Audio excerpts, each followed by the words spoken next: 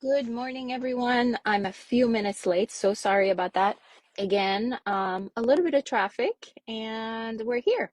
I'm Dr. Mitra Ayozifar. I am the CEO of Capital Eye Medical Group, an ophthalmology practice in Northern California with two locations in Roseville and in Grass Valley, which is where I'm at this morning.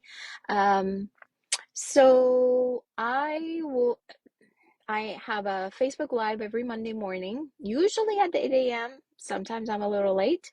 I'm glad that you're able to watch this on replay, or if you're watching it live, please make a comment. And every single week, I choose a question that comes up or an information that I think is very important for my patients. And this week we're going to talk about how does the sun damage my eyes? So one thing to know about UV rays or ultraviolet radiation is that when you're exposed to it, it can cause changes in the DNA, and it can lead to premature aging, especially in the skin around the face, and of course can lead to skin cancer. And the types of skin cancers that are very common are basal cell is one of the most common. You have squamous cell, and of course some people have melanomas. There are other ones also, but these are the most common ones that are out there. But as far as the eyes are concerned, um, we sun damage can affect the eyelids, the skin around the eyelids. And over time, again, it can change the consistency or the DNA of the in the skin of the eyelid. And the sun damage can actually lead to types of skin cancer, or even just what they call sunspots, actinic keratosis, things like that. It just makes the skin of the face and the eyelids behave abnormally. So normally when the cells on the surface of the skin grow until they hit each other, with sun damage, they forget that, that stop sign is gone. So they keep building on top of each other and start developing these lumps and bumps that normally we have to figure out exactly what they are. As far as the eyeball itself, so when you think about it, your eyelids protect the upper and lower part, but the part that's most exposed in between blinks are 3 and 9 clock hour, right? On the eye. And what can happen is the sun can damage the white portion of the eye. It's actually the really soft layer overlying it, which is called the conch, and it can cause that to misbehave to the point where, again, it starts building and thickening in that area, developing scar tissue. That's called pingecula. Nothing you need to know, but just the concept of it. And then if there's enough sun damage, it can actually start growing over the cornea, which is the part that's covering the iris, in front of the iris, or the colored part of the eye. So sometimes you'll see people that have this whitish growth over the cornea. It's almost like a scar tissue, and it's not anything that will necessarily regress. It's something that once it starts growing on the cornea, it can, with more sun damage, it can continue to get closer and closer to the pupil. It can cause scar tissue, it can cause pulling and tugging on the cornea, and therefore cause changes in your prescription even. And up to beyond a certain point, we have to surgically remove that so that it doesn't cause permanent scarring on the cornea.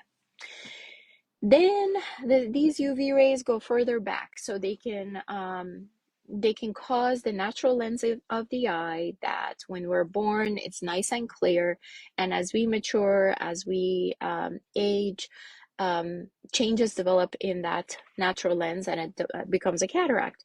So UV rays can cause those changes, some of those changes in the cataract or the natural lens, and it can cause progression of the cataract to happen faster, to the point where people who have had a lot of sun exposure, they will tend to need cataract surgery at an earlier stage than those that have protected their eyes or they haven't had as much sun exposure.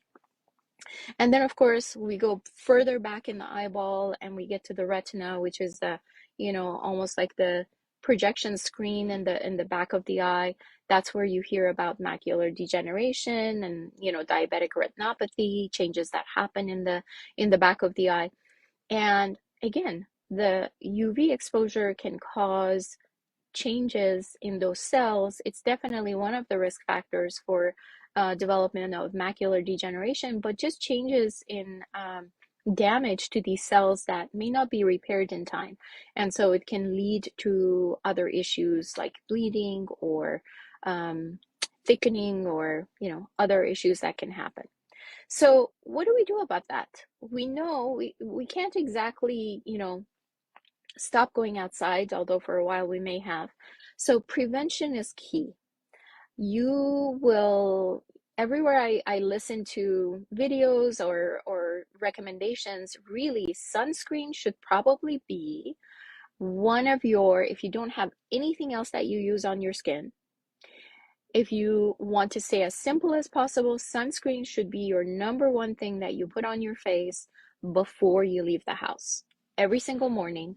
And even when you're in the house, if there's light coming through, you're probably getting exposed to some amount of UV rays. So you just want to make sure that you have sunscreen or sunblock around your eyes. And of course, when you're outside, if you're doing activities like stand-up paddleboarding or kayaking or swimming, you definitely want to reapply that sunblock. So it's not like you just put it on in the morning and you forget about it. You definitely want to reapply it. And of course, my favorite, sunglasses. I love my Maui gems. So I don't sell sunglasses. I have, I have no share in this. I can only tell you based on my personal experience. So my favorite for years and years, as far as driving, even outdoors, by the pool, at the beach, has been Maui gem sunglasses, because they're excellent quality. You can find the style that you like. For biking, because of the coverage that they have, I have always gone with Oakley's, but of course it just depends on what style is out there.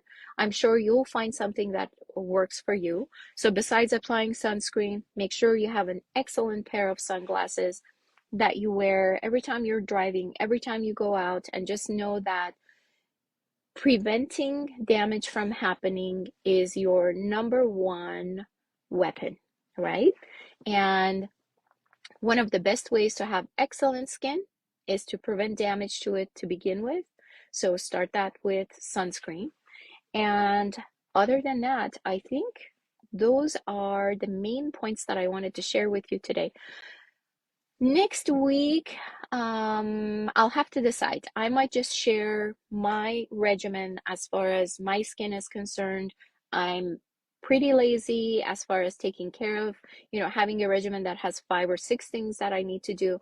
So for me, I keep it pretty simple. I'll go over that with you, what has worked for me, and you can decide, what you go with.